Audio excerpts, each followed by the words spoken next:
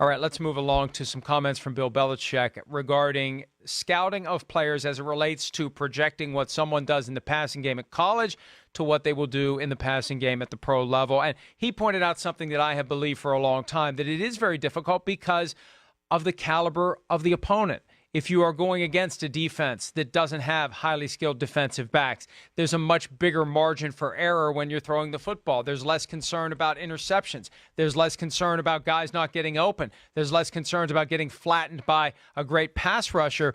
But, Chris, how much harder does it make it when you're looking at film of quarterbacks? How hard is it to try to remind yourself, hey, one of the reasons this guy looks so good is because the defense he's playing has a bunch of guys who wouldn't make it in the CFL, much less the NFL. Huge part of the process that I think gets overlooked not only by media members who are in the draft, but also professional, NFL evaluators at times. And to further what you're saying, yes, you have to evaluate the talent level they're playing against. You have to evaluate also the talent level that's on their own team. That's something I look at. Even a comparison like Dwayne Haskins and Drew Lock. Dwayne Haskins had the luxury of starting games slow and not taking any chances. And, I might miss a pass because I'm careful here. Because why? He was on Ohio State, and they were the best team on the field like 99 out of 100 times. He had a defense where he goes,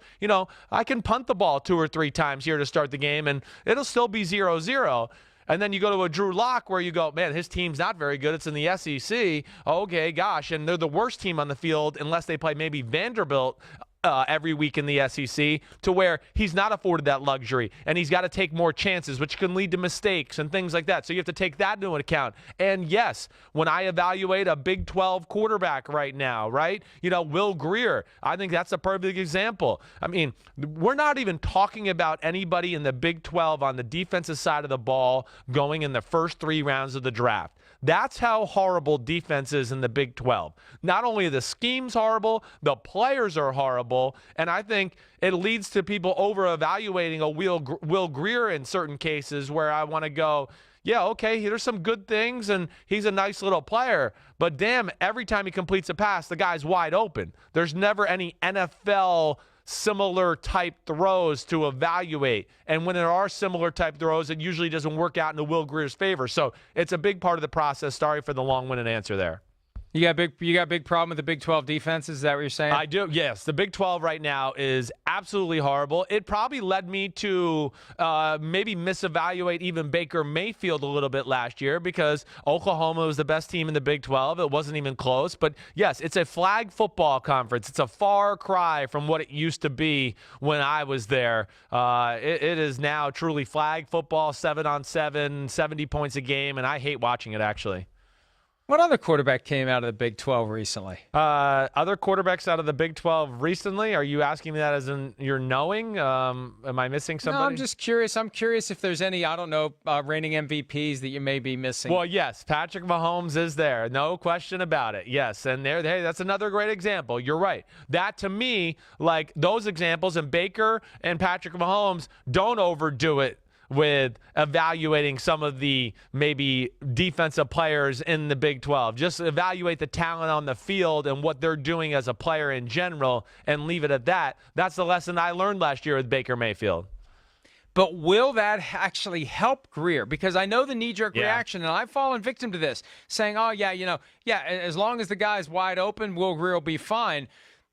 Will it help? And what kind of, and Joel Siegel represents Will Grier, and he's a great salesman, and he starts working on these plays. Hey, look, it's the same conference that generated Patrick Mahomes and Baker Mayfield. I mean, I can hear that pushback, and will that convince somebody who's desperate for a quarterback to just roll the dice and say, you know what, I got to give it a shot here. Maybe this guy is going to be great, just like Mayfield and Mahomes were.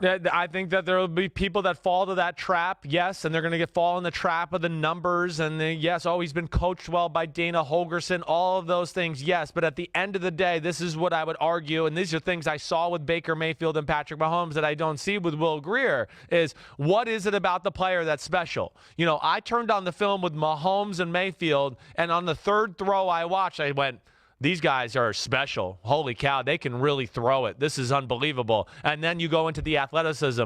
Greer's arm is below NFL average standards for a starting quarterback. His athleticism is below NFL average standards for a quarterback. And to me, just there from that base premises alone tells me he's not a top 32 pick. He's not top 45 pick, but he'll probably get overdrafted because he is a quarterback and had good numbers in college. Hi, I'm Mike Tirico, and thanks for watching. Make sure to hit subscribe for the latest news and highlights from NBC Sports.